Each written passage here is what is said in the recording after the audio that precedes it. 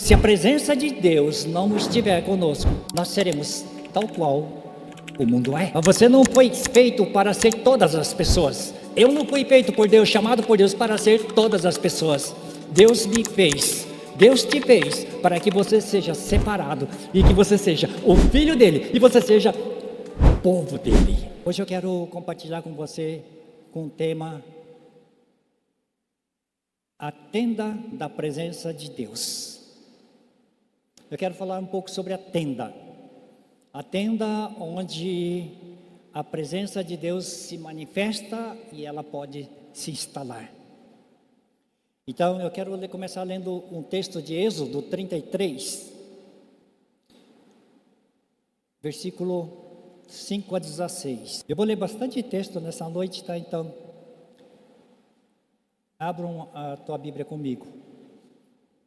Então, no Êxodo 33, versículos 5 a 16, diz assim: Porquanto o Senhor tinha dito a Moisés, dize aos filhos de Israel, és povo de dura cerviz, e por um momento,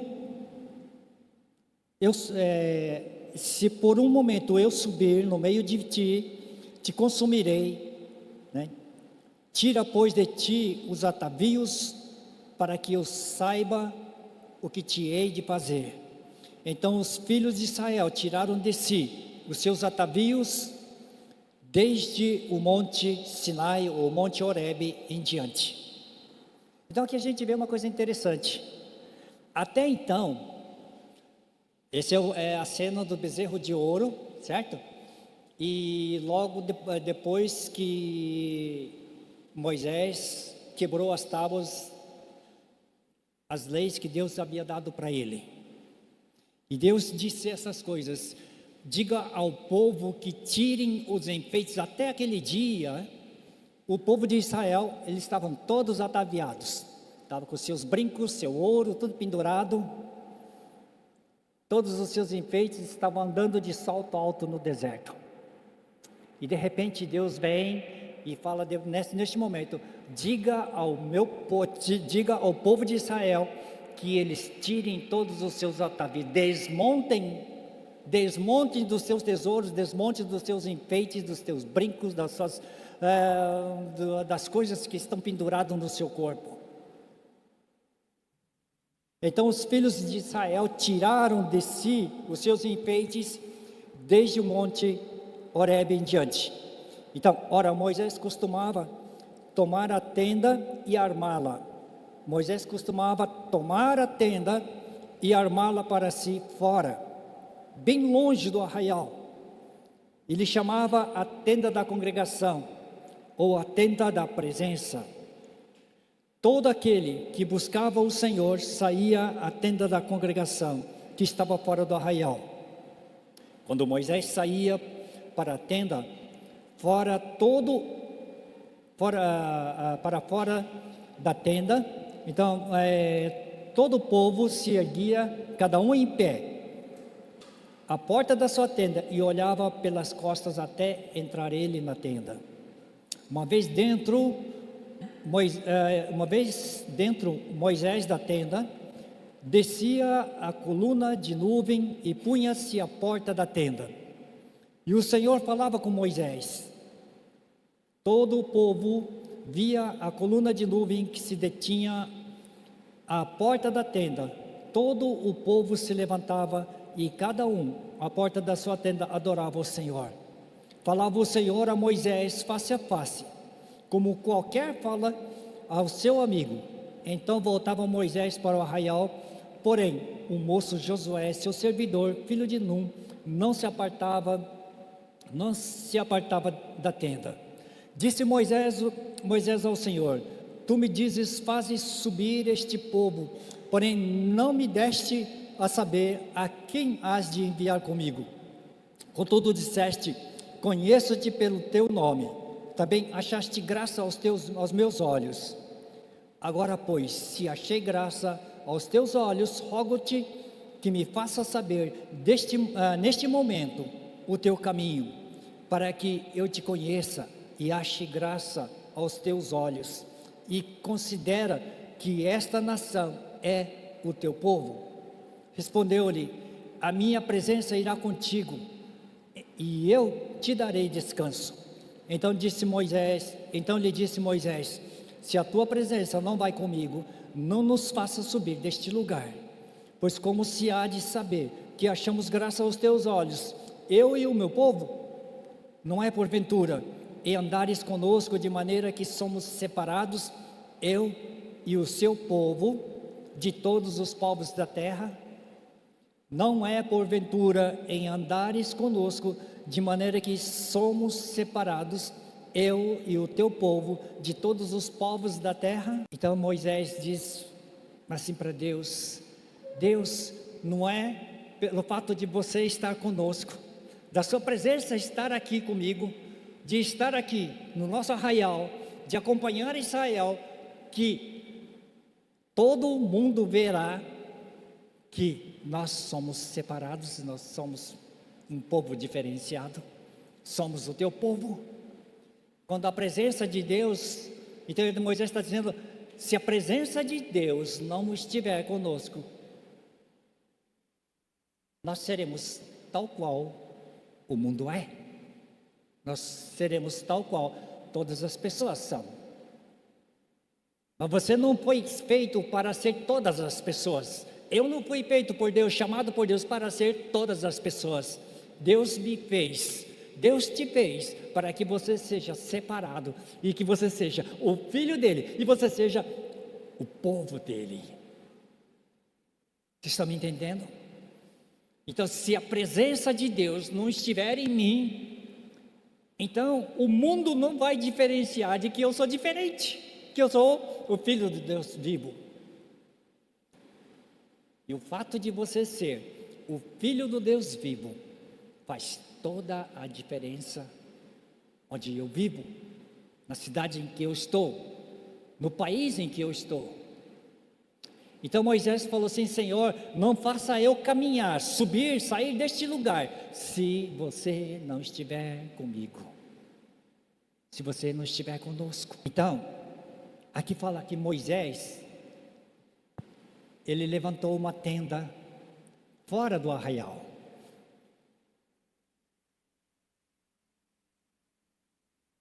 Então eu entendo aqui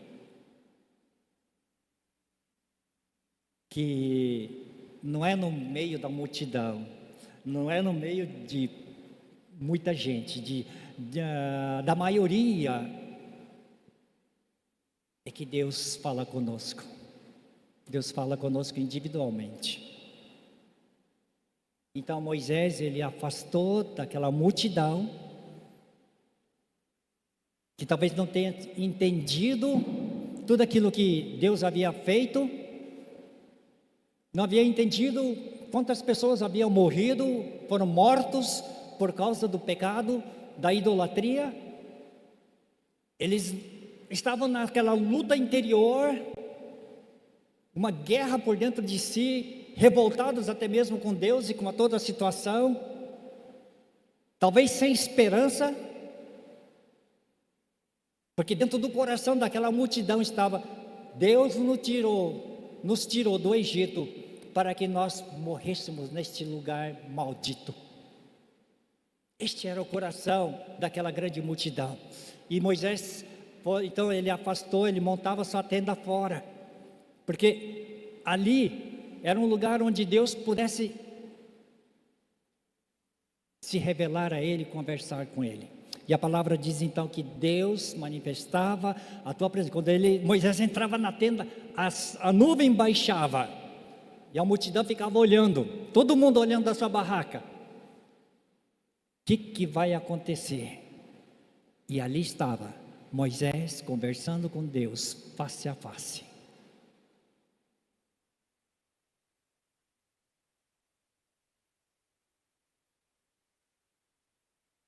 Então, assim como Moisés falava com Deus numa tenda, afastado,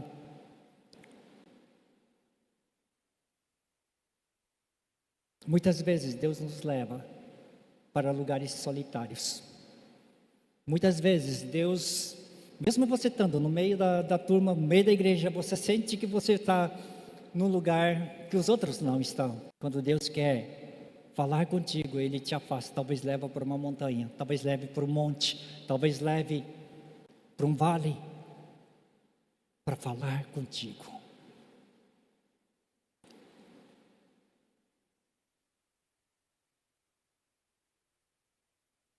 Sabe, nos momentos de crise,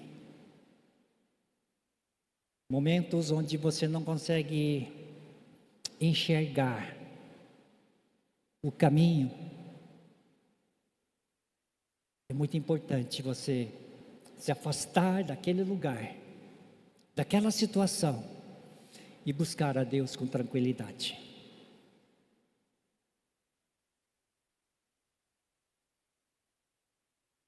Às vezes eu pegava a barraca, uma rede e ia para o mato.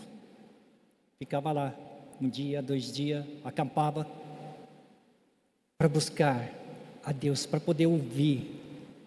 Sabe, no momento onde nós estamos angustiados, nós temos dificuldade de ouvir a Deus. Quando você ouve muito ruído nos seus ouvidos, quando você vê muita coisa nos seus olhos, às vezes é preciso que a gente afaste deste lugar, vá para algum lugar mais tranquilo, onde você possa ter condições de poder ouvir a Deus. E quando nós estamos no beco sem saída, quando você estiver lá no pirrairote, você precisa, às vezes, isolar, afastar, ter um tempo a sós com Deus. Assim como Moisés fazia com Deus. Eu quero ler também em Gênesis 12, Abraão, onde ele ia, ele armava a sua tenda. E depois, na sequência, ele armava um altar, levantava um altar, edificava um altar. Então, em Gênesis 12, 7, 8, diz assim: passando dali para o monte ao oriente de Betel, armou a sua tenda, ficando Betel ao ocidente e Ai ao oriente. Ali edificou um altar ao Senhor e invocou o nome do Senhor. Depois seguiu Abraão, dali indo sempre para o Neguebe. Então, o que ele fala aqui? Abraão, ele veio, armou sua tenda, e depois que ele armou a sua tenda, ele edificou um altar a Deus. A tenda, ele fala muito sobre nós, o nosso caráter, a nossa pessoa. Ele fala sobre os meus valores. Ele fala sobre o meu relacionamento com Deus. Então, ele fala sobre a nossa casa, a nossa família, oikos. Eu preciso edificar a minha tenda. Eu preciso edificar a minha casa. Eu preciso me edificar, eu como homem, no meu caráter, na minha integridade, no meu relacionamento com Deus. Para depois edificar um altar. E aquilo que vier ao altar de Deus, aquilo que Deus ministrar no altar, ela possa encontrar alguém que seja idôneo, alguém que esteja preparado para poder receber aquilo que Deus, os tesouros que Deus está derramando sobre nós. Então, irmãos, quando a nossa casa está desarranjada, as coisas que Deus derrama sobre nós, elas se perdem. Então, o que a palavra está dizendo aqui: arrume a tua casa, arrume primeiro dentro de si, a mim. Eu aqui como homem, como filho de Deus, eu preciso me santificar, estar com Deus.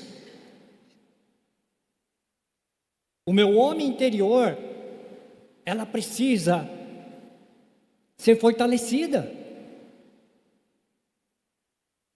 Porque se não tivermos isso, sabe, irmãos, o altar é um lugar público, digamos, aqui é um altar. Nós temos visto tantas pessoas que estão no altar, nós temos visto tantos cantores, quantos artistas que estão no altar, e elas não sobrevivem, porque a casa não estava consertada, a casa não estava arrumada.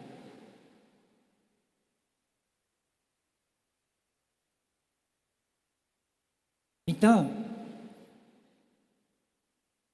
irmãos, quando Deus fala assim, eu estou à procura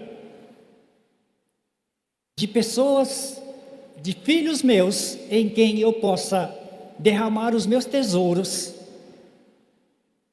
Assim, os meus olhos, elas estão incessantemente à procura dos meus filhos, que estão preparados para receber tudo aquilo que eu quero derramar à minha igreja nesses dias.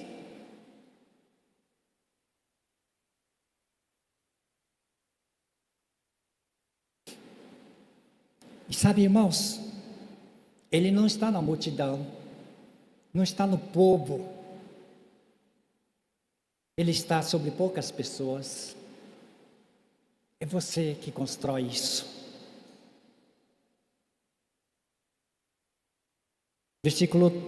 Capítulo 13, versículo do 13 a 18, também ele diz assim, olha: ora, os homens de Sodoma eram maus e grandes pecadores contra o Senhor. Disse o Senhor a Abrão, depois que Ló se separou dele, ele disse assim: ergue os olhos e olha desde onde estás, para o norte, para o sul, para o oriente e para o ocidente. Porque toda essa terra que vês, eu te darei a ti, a tua descendência para sempre. Farei a tua descendência como o pó da terra, da maneira que, se alguém puder contar o pó da terra, então se contará também a tua descendência. Levanta-te, percorre essa terra no seu comprimento e na sua largura, porque eu te darei. E Abraão, mudando as suas tendas, foi habitar nos carvalhais de Mamre, que estão junto ao Hebrão, e levantou ali um altar ao Senhor. Sabe, Ló, ele escolheu a beleza, o melhor da terra, as campinas, as relvas, aquilo que enchia os seus olhos. E o que sobrou para Abraão foi o deserto. Então o Senhor fala assim para Abraão: Abraão, olha, você está vendo, é um deserto, ninguém dá nada, nem Ló, teu sobrinho, ele te passou a perna, ele foi para o outro lado, ele foi no bom e no melhor, porque esta é a nossa tendência humana. Talvez se nós estivéssemos lá, a gente também ia escolher esse lado, porque os nossos olhos são assim, o nosso coração é assim. Mas o que sobrou? Sobrou deserto, sobrou terra árida, sobrou pedra, sobrou... Se você vai para aquela região, gente, você não tem nada. Você só vê pedra, areia. E foi ali, Deus falou assim: olha, veja, é neste lugar que eu vou te prosperar. E é exatamente isso que o Senhor está dizendo nessa noite. É no deserto que eu vou te prosperar. É no deserto que eu vou dar a prosperidade para você. É no deserto que eu vou multiplicar a tua descendência. Hoje nós estamos em crise de filhos.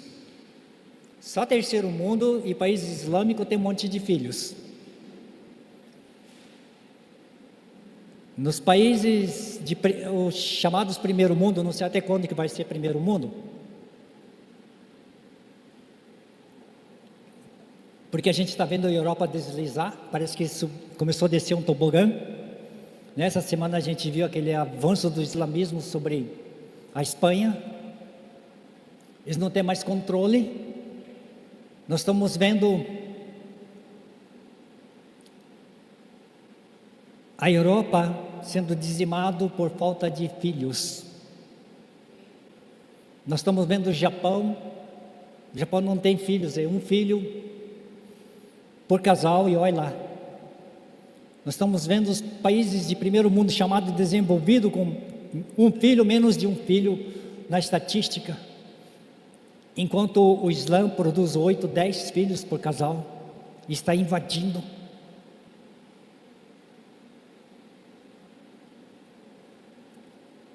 E Deus disse para Abraão: Abraão, eu vou multiplicar a tua herança, vocês vão ter um monte de filhos, filhos ao ponto de não poder contar nos dedos. Eu fiquei admirado, uma vez eu estava lá em Jerusalém, no Muro de Lamentações, e era um dia onde eu acho que não tinha aula, sei lá, tinha um monte de criança, e eu estava vendo assim, mães novíssimas, mães assim, você olha assim, menos de 30 anos, com 5, 6, 7 filhos. Eu falei, meu Deus, o que é isso? Aí eles falaram assim, não, são todas mães, esses filhos são deles. Eles têm, antes dos 30 anos, 5 filhos, 6 filhos. O povo de Israel pôs em prática aquilo que Deus havia prometido. Falei, eu vou abençoar a tua geração, porque sabe, filhos é bênção. Filhos é bênção.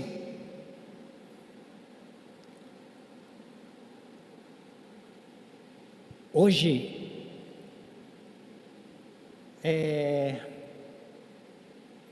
a própria sociedade nos prega, bota isso na cabeça, né? Que o filho é trabalho, o filho é problema, o filho, ao máximo um filho, 2 filhos. Quando tem 3, a pessoa já fica olhando meio torto para você. Se tiver 4 filhos, então fala, meu Deus, você vai ter que comprar uma van, né? E é assim, que seja uma van, micro-ônibus, mas sabe o que Deus disse para Abraão? Abraão, a sua descendência não poderá mais ser contada, é como este pó que está sobre este deserto. Você não vai conseguir contar a quantidade dos filhos que eu vou te dar. E fala, eu vou prosperar todos eles. É bênção, irmãos. Filho é sinônimo de bênção. Mas quantas vezes Deus disse assim, simplesmente, cumpra a aliança que eu tenho contigo.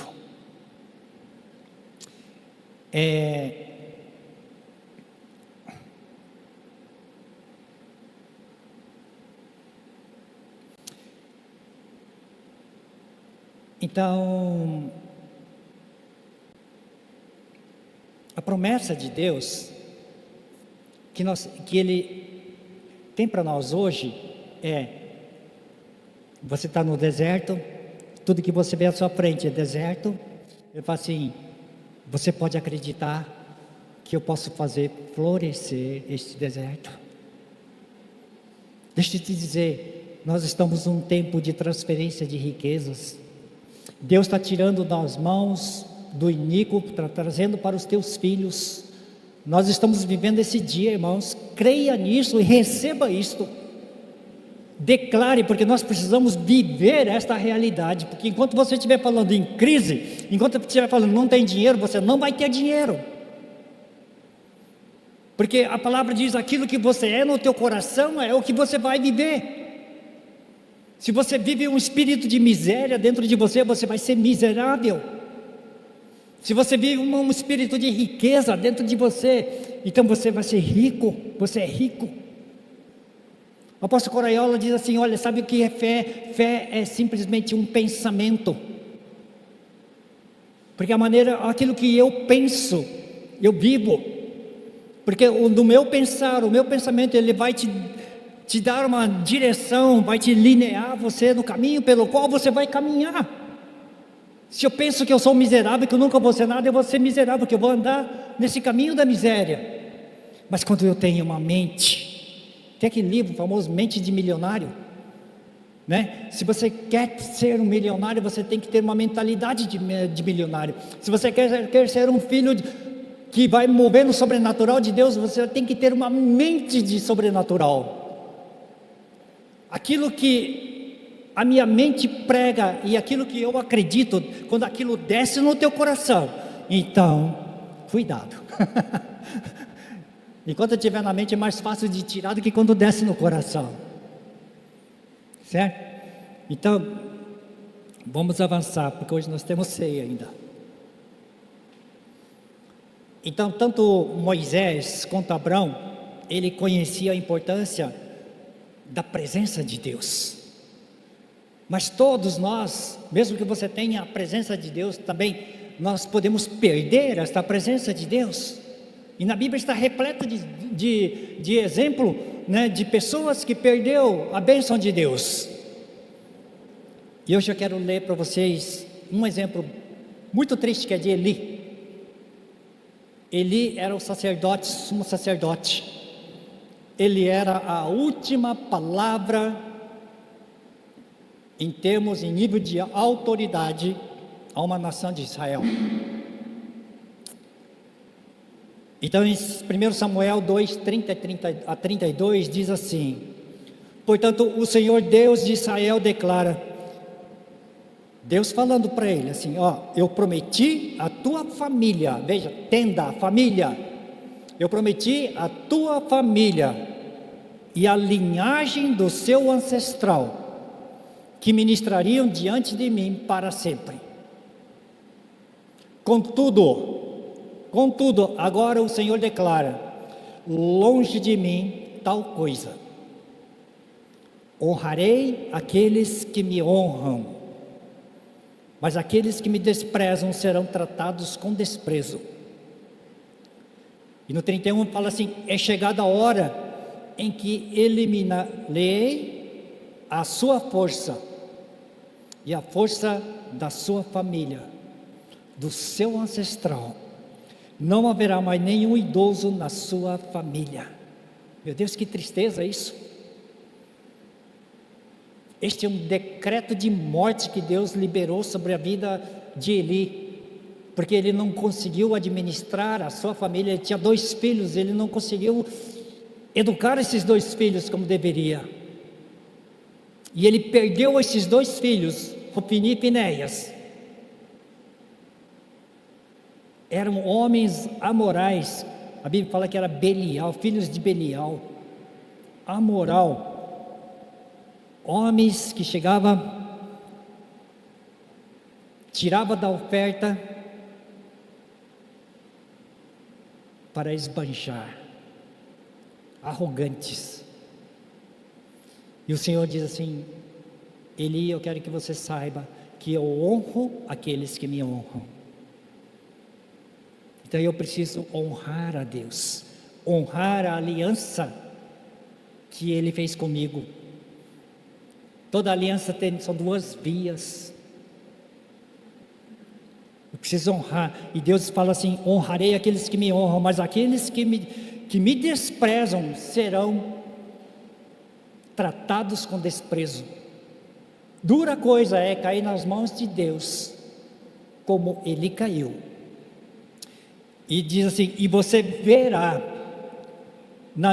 a aflição na minha habitação, embora Israel prospere na sua família, ninguém alcançará a idade avançada. Assim, embora o povo prospere, você e a sua família, a sua descendência não prosperarão, não terão mais velhos na sua descendência, porque todos morrerão jovens.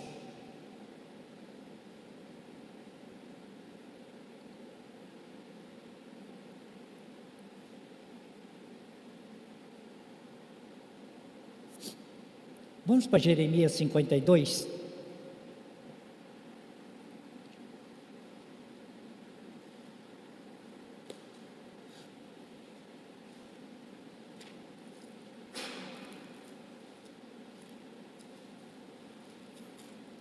Jeremias 52, 28 a 30.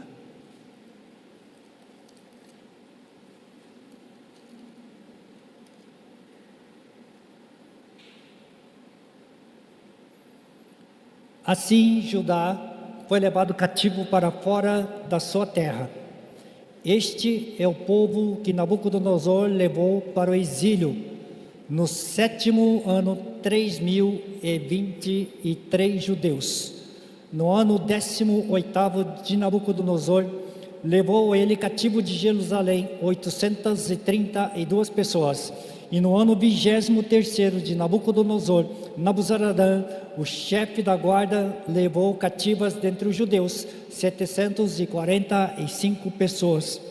Todas as pessoas são 4.600 pessoas que foram levadas como escravos para a Babilônia. Então foram 3 levas.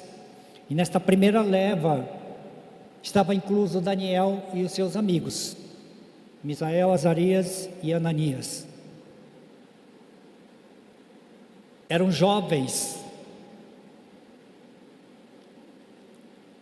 talvez seus 17, 18 anos ainda.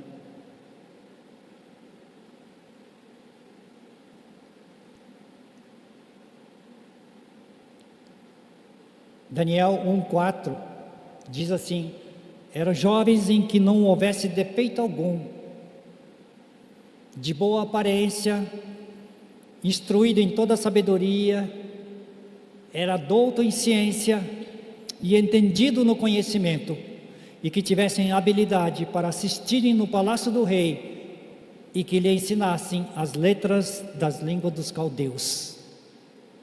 A Bíblia não fala sobre a família de nenhum deles. Alguém sabe o nome da família dos pais de Daniel? De Misael, de Ananias, de Azarias?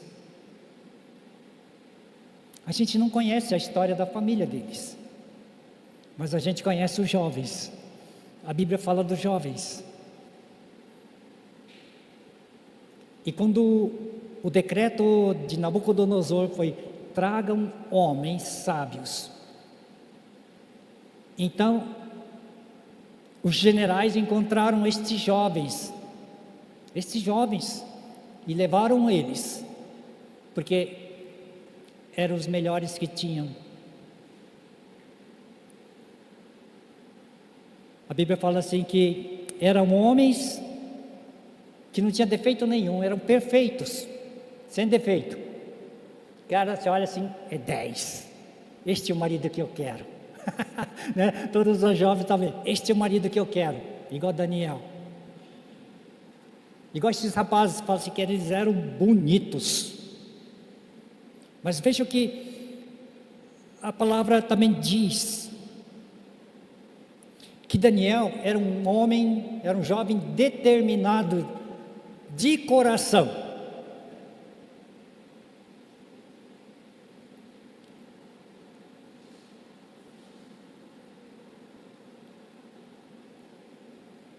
Ele tinha firmeza de espírito. O seu propósito era inabalável.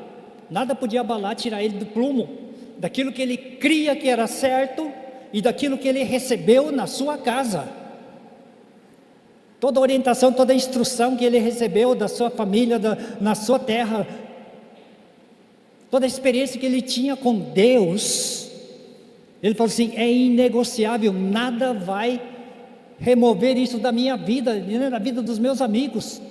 Os 4 fecharam a questão e falaram: ninguém vai roubar isso da gente, não vai ser uma cultura pagã, não vai ser o Nabucodonosor, não vai ser nenhum general que vai vir e retirar isso de nós. Daniel 1:8 diz assim: Daniel propôs no seu coração não se contaminar com as porções das iguarias do rei, nem com o vinho que ele bebia. Portanto, pediu ao chefe dos eunucos que lhe permitisse não contaminar-se. Irmãos, qualquer um de nós, você ia escolher comer alface todo dia, chuchu, em vez de comer um churrasco, não é? Em vez de tomar um bom vinho, beber água. Você já comeu alface com água? Que delícia, gente.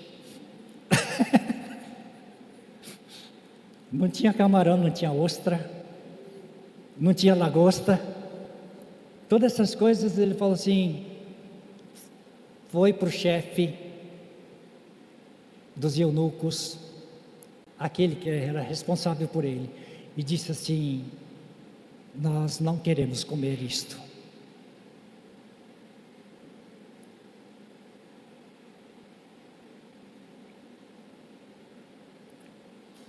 Toda aquela comida gostosa eram comidas consagradas para o rei. E ele disse: nós não queremos, nós não vamos comer isso.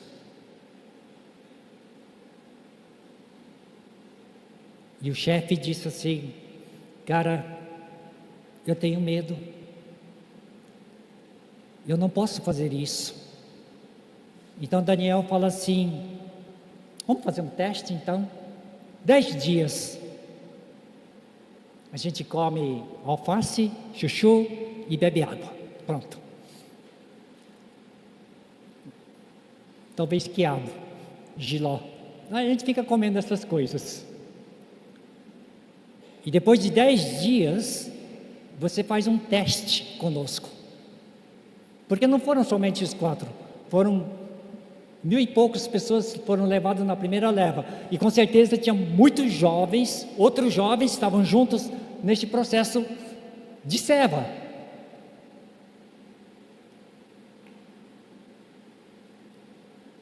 Sabe uma coisa que me chama muita atenção? Daniel e seus amigos, eles foram levados à casa do eunuco. Sabe o que significa eunucos?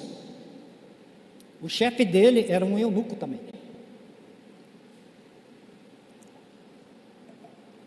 Eunuco significa homens castrados.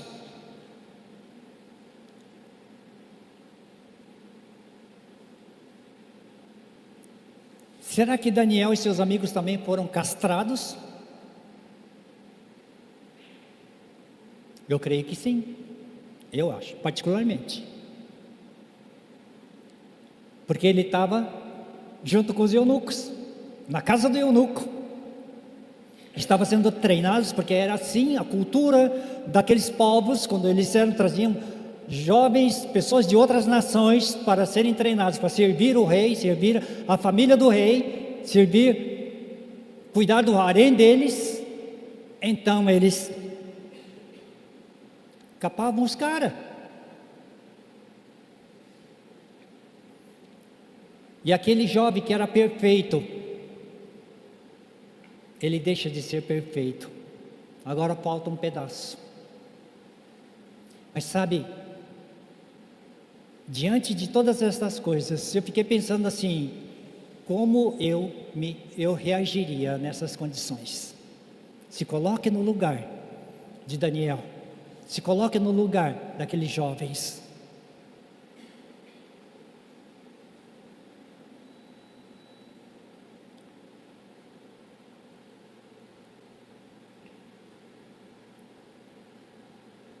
Será que eu manteria minha integridade, a minha palavra?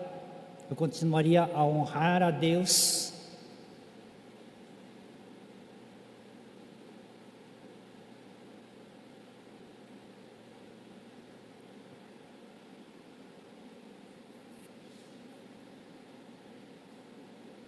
Sabe, na cultura deste povo,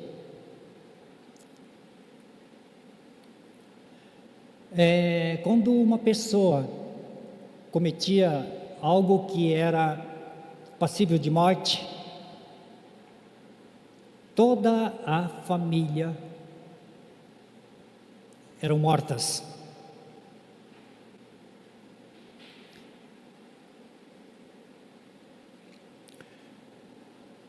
Quando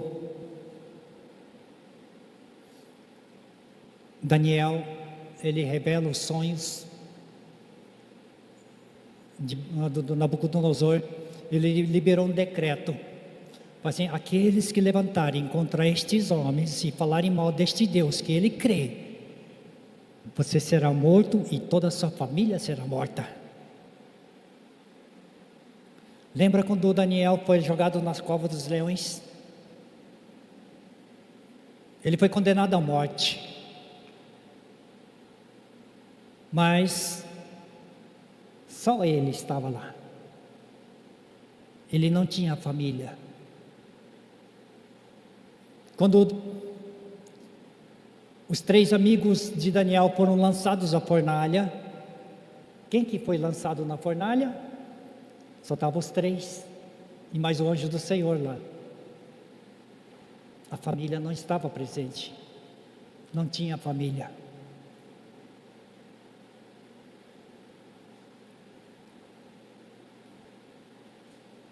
Quando Dario retira Daniel da cova dos leões, e ele ordena que todos aqueles que lançaram Daniel, aqueles que planejaram, aqueles que deduraram, que armou todas aquelas coisas para Daniel, eles foram trazidos à presença do rei. E o que o rei determinou? Que eles e toda a sua família, esposas e filhos, fossem lançados na cova dos leões. E a palavra diz que antes deles chegarem lá embaixo, os leões já apoderaram deles. Então, tanto Daniel quanto aqueles meninos, os outros rapazes, que já eram homens, quando eles foram mortos, foram sentenciados à morte, eles foram só eles, porque eles não tinham família. E a gente nunca ouve falar em nenhum lugar, filho de Daniel, nem filho deles. Mas sabe, irmãos, a palavra diz que Daniel, ele propôs no seu coração não contaminar com a comida e nem contaminar com a cultura do local, nem com os deuses daquela terra. Ele não se contaminou, ele decidiu no seu coração que ele continuaria honrando a Deus.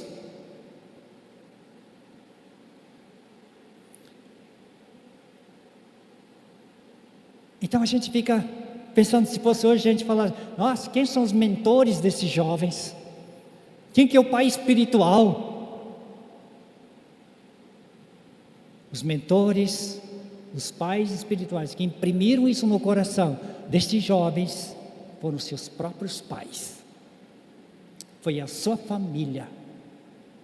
Então, meu irmão, minha irmã, você é responsável como pai, como mãe, de imprimir os princípios de Deus no coração dos seus filhos. Sabe, os pais de Daniel e dos seus amigos, eles sabiam da importância da presença de Deus. Deus disse para Eli, eu honro aqueles que me honram. Então, quando você honra a Deus, a presença de Deus está contigo. A presença de Deus nunca deixou Daniel sozinho. No meio do sofrimento, no meio da escravidão, no meio das prisões, Deus esteve com ele. Até mesmo no fogo, Deus esteve com ele.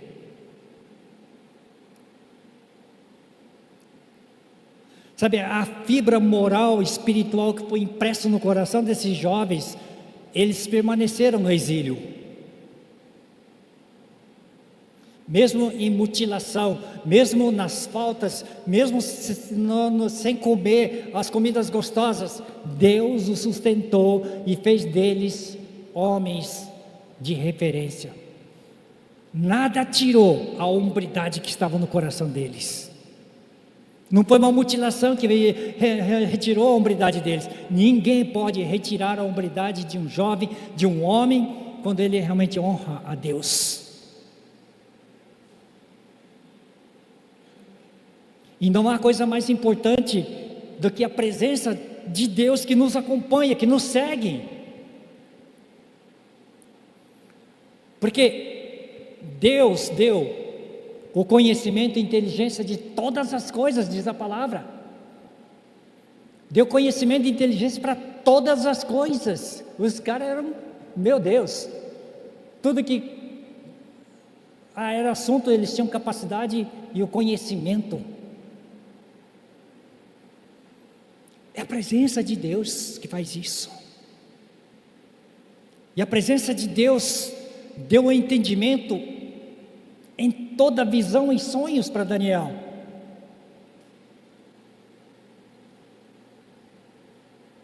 Visão. Visão é direção.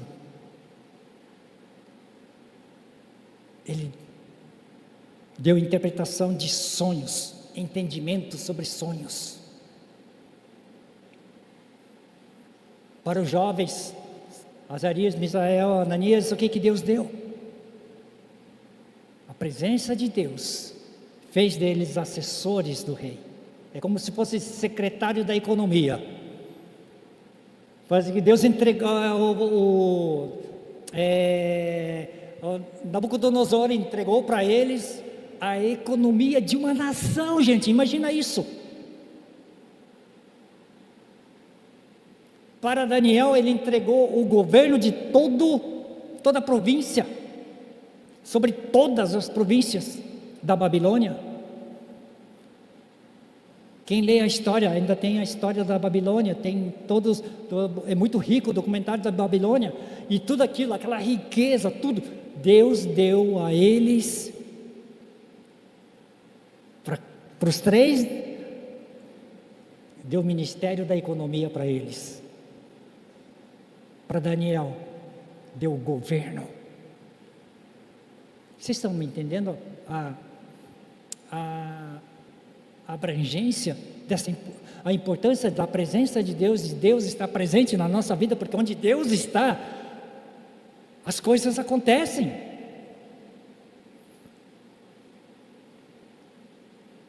Deus deu o poder sobre a morte, sobre o fogo.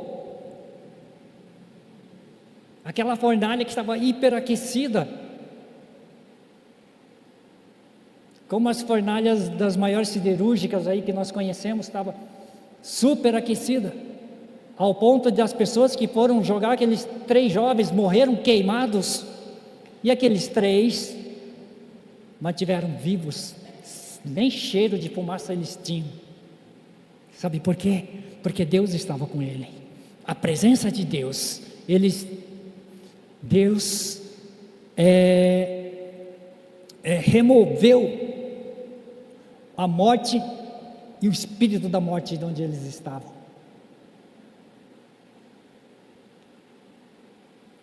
Deus fechou a boca dos leões.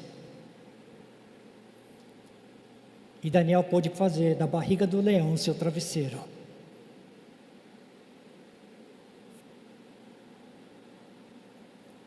A presença de Deus é tudo, gente, faz toda a diferença em nós.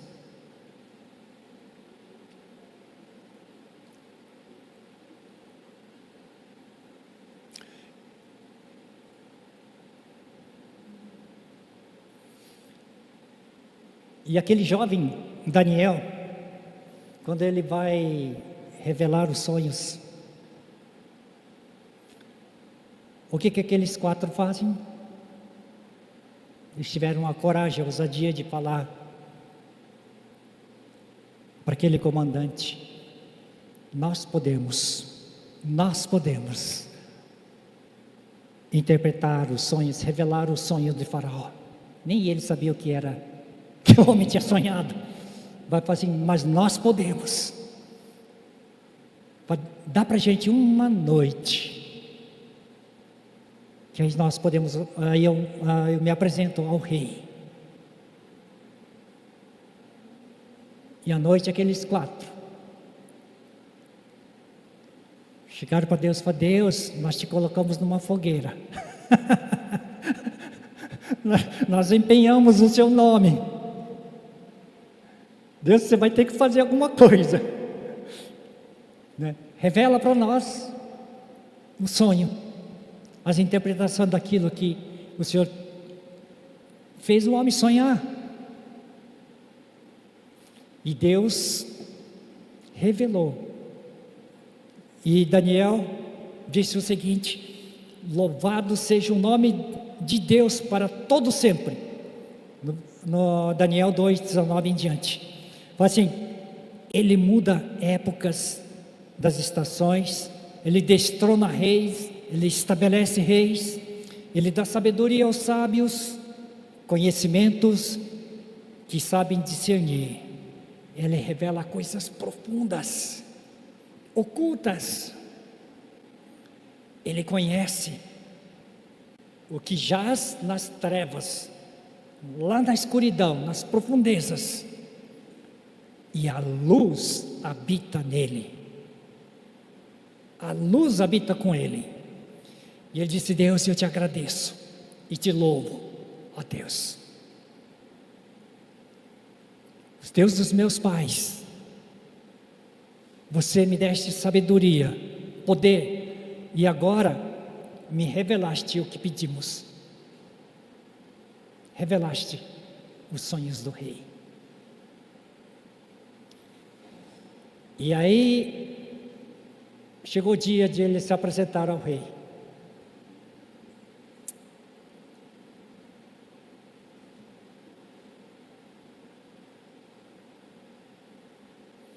E o rei fala para ele assim: eu ouvi falar de você. E você vai mostrar aquilo que eu sonhei. E aí Daniel, ele já não é um simples Daniel, mas ali levanta um profeta. Ali levanta um profeta. Sabe, no meio da pressão, levanta um profeta. E ele fala assim: rei, aquilo que você viu,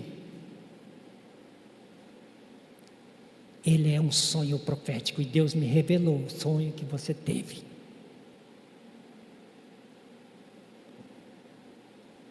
E agora ele, como um profeta de Deus, ele libera aquilo que Deus havia revelado para ele à noite. Sabe, irmãos, somente a presença de Deus pode fazer isso. Sabe, quando um profeta é tomado pela presença de Deus, não importa a situação, a pressão no momento, Deus dá ousadia, autoridade. E Ele usa os profetas de Deus. E sabe, irmãos, Deus está levantando profetas nesse tempo. Profetas jovens, profetas mirins. Deus está levantando. Porque é chegado o dia, gente. É chegado o tempo de Deus. Onde a presença de Deus, ela manifesta através de qualquer um de nós, desde que a gente se coloque à sua disposição.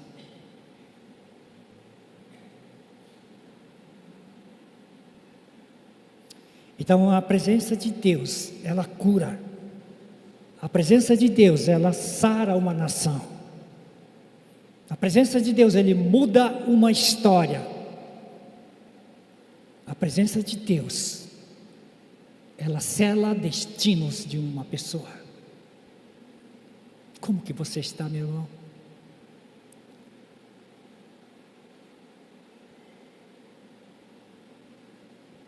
Como que você está?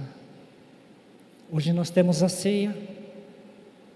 A ceia do Senhor fala sobre a misericórdia de Deus. Deus sabe que nós somos falhos. Deus sabe que nós precisamos dele. E que na grande maioria dos homens sempre está dizendo: Deus, help me. Help me. É a voz que mais se ouve. Deus, tem misericórdia, help me. Socorro, socorro. Não é?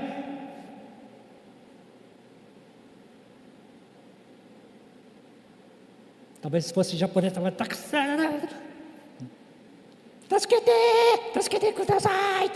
socorro, socorro. Porque nós somos assim. Nós lembramos de Deus no momentos quando nós estamos desesperados. Mas Deus quer mover sobre cada um de nós de uma forma poderosa.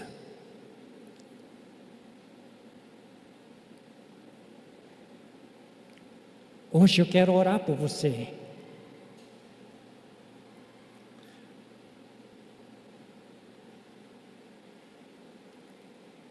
A presença de Deus, ela se manifesta aos filhos de Deus.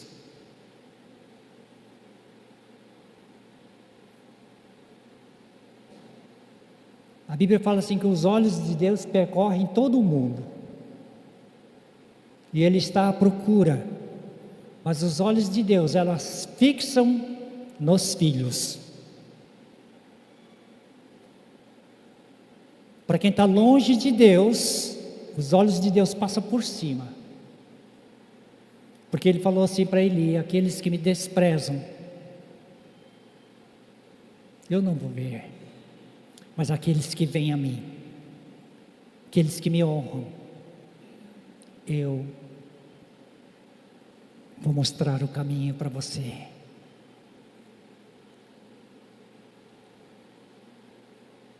Isso começa com uma decisão nossa, de aceitar Jesus como seu Senhor, como seu Deus. Quando eu abro o meu coração, eu digo, assim como Daniel fez, Daniel falou assim: Deus, de coração, eu quero te aceitar, eu vou te seguir, eu vou obedecer o Senhor, eu vou cumprir aquilo que o Senhor pediu para que eu cumprisse. Eu não abro mão, em hipótese alguma, do Senhor. Então, se você quer a presença de Deus sobre a sua casa, sobre você, porque começa primeiro comigo. Então, se você quer abrir o teu coração, se você quiser abrir o teu coração e dizer assim: Senhor Jesus, eu quero que você entre na minha vida, porque a partir de hoje eu quero que você seja o meu Senhor, o meu Redentor, o meu Deus. Eu andei longe do Senhor por toda a vida, mas hoje eu quero acertar os meus passos e eu quero te seguir. Então eu quero que você levante sua mão. Quem quer fazer isso hoje? Amém. Glória a Deus. Porque essa é a decisão mais importante que nós temos em nossa vida.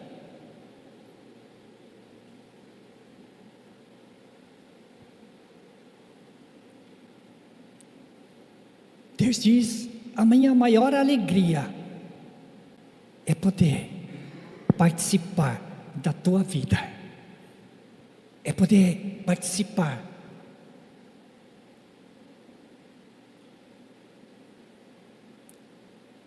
das suas lutas, da sua alegria, das suas tristezas, da sua dor. Eu quero entrar, eu quero mudar um destino, eu quero mudar uma história, eu quero mudar, removendo maldição e liberando bênção para ti, para a tua descendência. Mas para isso o Senhor diz assim: eu preciso